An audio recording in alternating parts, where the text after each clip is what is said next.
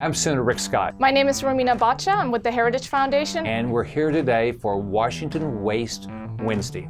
We're here to talk about return on investment. Part of my job up here is I'm going to figure out how we can spend money better. As governor of Florida, here's what we did. I walked in with a $4 billion budget deficit. By the time I left, we were running $3 billion a year surpluses. We paid down $10 billion worth of debt. I went line by line and they said, we're not going to keep doing this unless we get what we said. And the best way to make sure that taxpayers are getting the best bang for their buck is to make sure that incentives are aligned.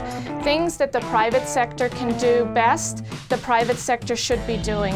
If you said you're going to take care of these types of citizens at the end of the year, we would measure it.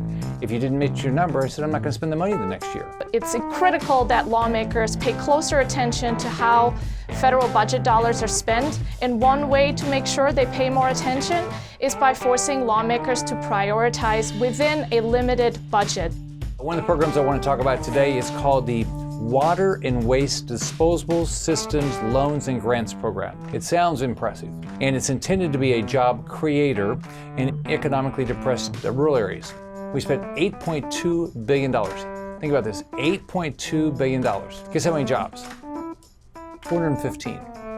Too often we see politicians spend money on projects that make for a good ribbon-cutting opportunity rather than thinking through, is this a good use of taxpayer money? If you're going to get the money for this, then you're going to do these things and we're going to get a result, or we're not going to give you the money and you're going to give us the money back. Oftentimes the best return on investment comes from spending dollars locally. Washington doesn't always know how to spend taxpayer dollars best.